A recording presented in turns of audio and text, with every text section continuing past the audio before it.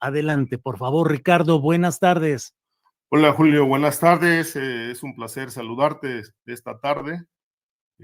Vamos a tener una plática breve, pero bueno, interesante. Sí. Oye, Ricardo, es que ahora nos quedamos solos. Sí. Lupita Correa Cabrera tuvo actividades por realizar, Víctor Ronquillo igual, así es que nos quedamos tú y yo para platicar aquí tranquilamente de todo lo que queramos. Así es que saludos y gusto en verte, Ricardo. ¿De qué quieres hablar? Bueno, te había comentado a través de un mensaje ahí que el martes anterior tuve la oportunidad, bueno, recibí la invitación días antes para presentar un libro que en lo personal me pareció sumamente interesante. Se llama La Guerra del Litio, del Sí. periodista Jesús Lemus, que como sabemos, pues es un periodista que se ha abocado a la tarea de investigación de temas del crimen organizado y esta vez pues se abocó a la investigación de toda esta problemática que rodea al litio en el norte de México y se fue a recorrer pues varios estados. Entonces, pues, producto de esta investigación, surgió el libro La Guerra del Litio, que el martes pasado presentamos José Luis Montenegro y yo, a invitación del propio autor y de la editorial Random House Mondadori, Penguin Random House Mondadori. Y fue muy grato, es decir, la lectura del libro, pues, nos adentra a un mundo sórdido, verdaderamente preocupante la situación del litio, más allá de pues lo que nos dijeron en el sexenio pasado, de que estaba seguro con la nacionalización del litio que pues impulsó el entonces presidente Andrés Manuel López Obrador.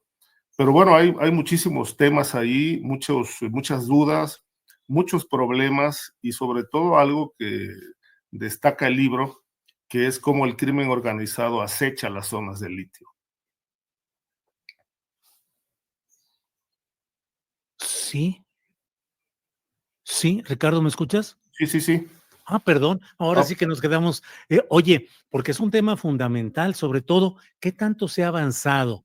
¿Qué tanto los intereses de Estados Unidos están interviniendo en esa pretensión o esa idea del litio mexicano? ¿Qué tanto fue un pretexto para expulsar a, a empresas de China?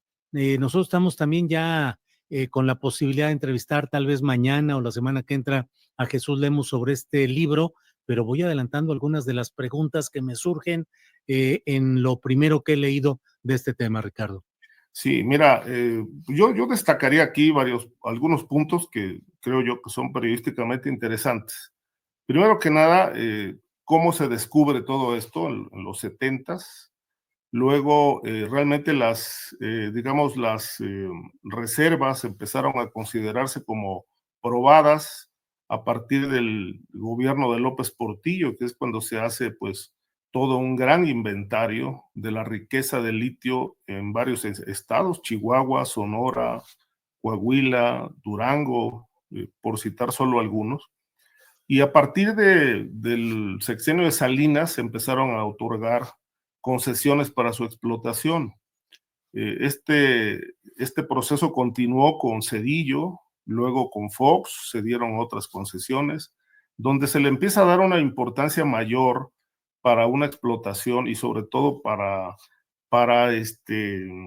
la industria eléctrica y sobre todo los autos eléctricos para producir baterías, etcétera. Fue en el gobierno de Felipe Calderón, ahí se otorgaron muchísimas concesiones también, y fue cuando empezó a verse esto como la gran oportunidad de convertir a esta región del litio en un botín para beneficiar a políticos y empresarios.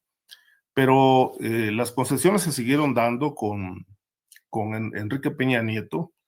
Con López Obrador, pues no hubo concesiones. Él pregonó que no otorgó una sola, y en efecto así fue. Sin embargo, amplió el periodo de explotación, las concesiones que ya habían, las amplió hasta por más de 100 años. Es decir, concesiones que tenían 60 o 50 años, las amplió hasta por más de 100 años. Y aquí se dio digamos, un parteaguas. Lemus documentó cómo en el gobierno de López Obrador, el gobierno de Sonora, encabezado entonces por la gobernadora Pavlovich, hoy flamante cónsul en Barcelona, junto con miembros de la milicia y gente de su gobierno, impulsaron la alianza criminal entre el cártel de Caborca y otra organización conocida como La Línea, que, bueno, de acuerdo con información oficial, pues es algo así como opera como un brazo armado de lo que fue el cártel de Juárez. ¿Para qué esta alianza? Para detonar la violencia en la zona de litio.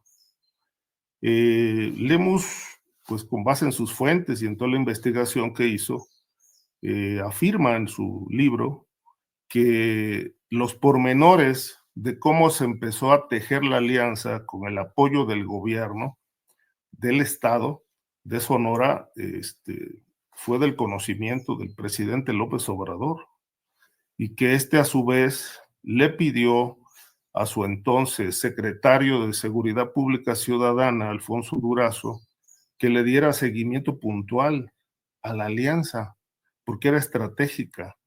¿Para qué? Pues para detonar la violencia en toda la zona de litio y empezar a provocar el desplazamiento humano.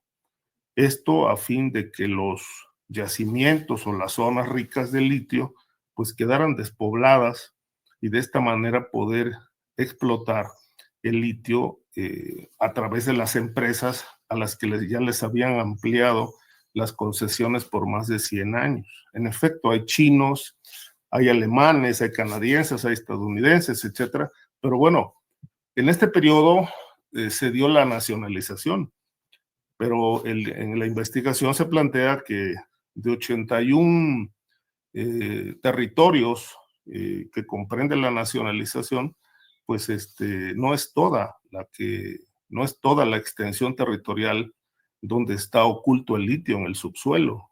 Son aproximadamente 300 puntos los que comprenden tienen la mayor riqueza o la mayor cantidad de litio, pero esto se dejó fuera y hay un registro hoy muy confuso porque la nacionalización solamente comprendió 81 puntos, no los 300 o más de 300 que en otros inventarios o en otros registros de sexenios anteriores se tenían identificados. Pero no solo eso, se ha ocultado la información respecto de qué cantidad de litio tenemos. Y aquí, bueno, entra este otro factor que es la corrupción del gobierno o de los gobiernos, la corrupción de las empresas que están al acecho para explotar esta riqueza importante del país, utilizando como instrumento al crimen organizado. Es decir, con base en la tesis que se desarrolla en el libro, pues el crimen organizado no es un ente separado del poder, es un brazo ejecutor del propio gobierno para llevar a cabo el desplazamiento humano y de esta manera, pues a través del miedo, del terror, de la muerte, dejar libres los territorios donde está la riqueza, pues riqueza cuantiosa, una riqueza descomunal, diría yo, de litio, porque es la que pues se pretende explotar en los próximos años, pero usando este viejo instrumento que, como pues lo comenté en la presentación y lo digo ahora, es un viejo instrumento del sistema. Esto se usó desde los tiempos de cuando las empresas extranjeras estaban explotando el petróleo, usaban la violencia, dólares contra ignorancia, violencia, miedo, terror, para desplazar a la gente. También se usó a finales de los 90, cuando se abrió la inversión privada en Pemex para la explotación de gas natural en la cuenca de Burgos. Y aquí esto coincide con el surgimiento del cártel de los Zetas, un cártel pues originalmente construido o armado con militares que dijeron habían desertado del ejército para convertirse en brazo armado de un cártel, el del Golfo, y de esta manera llevar a cabo pues una violencia extrema en la zona rica de gas para despoblar la región y así explotar el recurso natural. Bueno, esto mismo está ocurriendo en la zona de litio y hay más de 200 y pico de masacres documentadas en los últimos 7, 8 años, a lo mucho en una década, en la zona de litio, entre las que destacan la que sacudió al gobierno de López Obrador en su inicio, que fue la masacre de la familia Levarón. Uh-huh. Ricardo, aprovecho la oportunidad, ahora sí que estamos aquí, tú y yo nada más, tenemos un poquito de tiempo, preguntarte qué opinas de dos temas en específico. Uno de ellos, el descubrimiento que se ha dicho de un lugar en Veracruz donde se está refinando petróleo de manera clandestina, lo cual parece una ironía terrible a la vista de Dos Bocas, por ejemplo, la inversión, el tiempo, la tardanza, y acá unos ingeniosos mexicanos ponen su propia refinería clandestina y además en la tierra gobernada por quien fue la responsable de toda la instalación de Dos Bocas. ¿Qué opinas, Ricardo?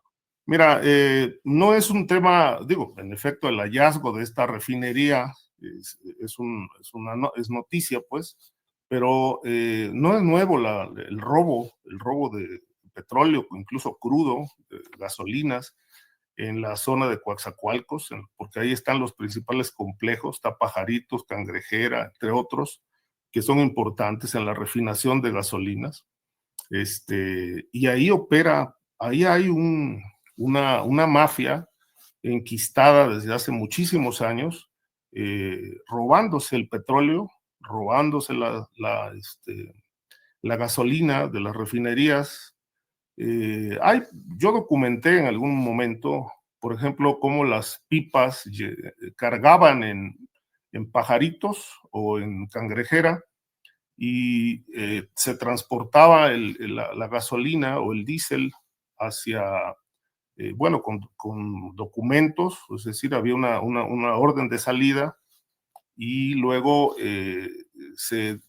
llevaba, bueno, se trasladaba la pipa hacia Cadereyta, por ejemplo, Nuevo León, donde pues nada más se registraba el ingreso de la pipa, pero la pipa no vaciaba el líquido en las instalaciones de la refinería, sino que lo hacía en otras zonas clandestinas y solamente entraba vacía y firmaban de recibido, pero obviamente el combustible no se descargaba en Cadereyta.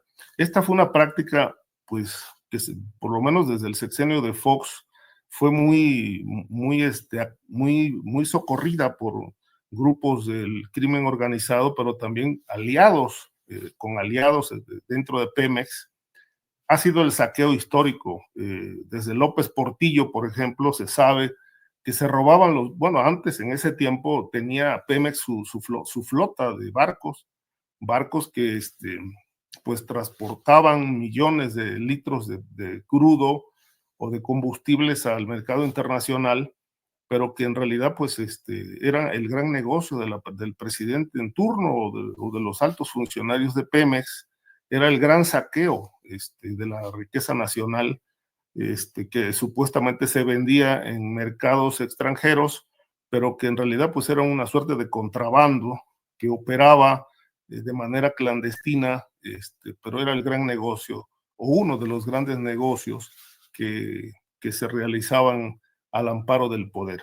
De tal manera que, bueno, este hallazgo, que pues, me llama mucho la atención, que hasta ahora se dieron cuenta de que ahí se roban la gasolina o la refinaban a través de una instalación improvisada, pues que haya operado con tantos años, porque hasta donde yo pude checar, esto lleva pues por lo menos 6 años, 7 años trabajando ahí en la zona de Coatzacoalcos, y mientras el sistema de refinación pues está tronado, ¿no? Porque Dos Bocas no produce.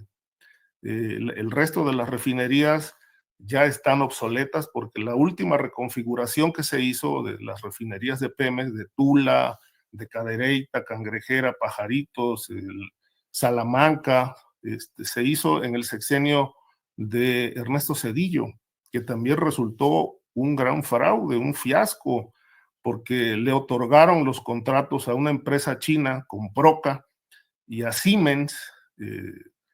Siemens en aquel momento operaba junto con Comproca en la reconfiguración de estas refinerías, en las que se dio un hecho pues verdaderamente escandaloso cuando se entabló un juicio internacional por diferencias en temas de precios y costos de la refinería de Cadereyta, y resulta que los abogados de Pemex le entregaron información a los abogados de los chinos para que Pemex perdiera el juicio, porque si Pemex perdía el juicio, pues ganaban todos, ¿no? Esto llevó a, pues, a una inhabilitación a Jaime Mario Vilars, que entonces era titular del área de refinación de Pemex, un funcionario coahuilense que fue acusado de traición a la patria precisamente por esta maniobra perversa. Claro. Ricardo, pues muchas gracias por esta oportunidad de platicar. Ya lo hicimos aquí en solitario y Sí. nos vemos la próxima semana, a reserva de lo que desees agregar, Ricardo.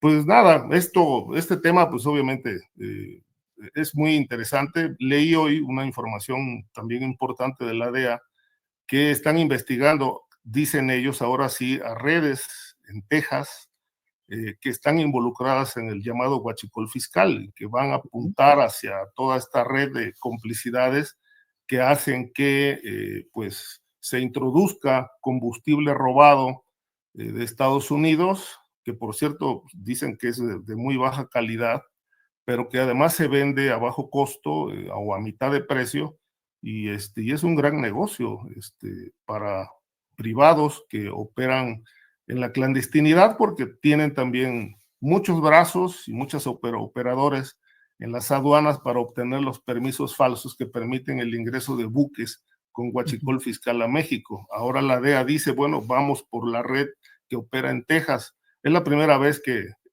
escucho un anuncio de esta naturaleza, que ahora sí pues hay redes criminales en Estados Unidos y reconocido por la Agencia Antidrogas. Bueno, pues ojalá y vayan reconociendo otras redes que también hay, porque son proporcionales y correlativas a lo que sucede en México, los efectos en buena parte de estas circunstancias por allá. Ricardo, pues como siempre, muchas gracias y seguimos en contacto la próxima semana. Nos vemos la semana que entra, Julio. Buenas tardes. Un abrazo. Órale, gracias.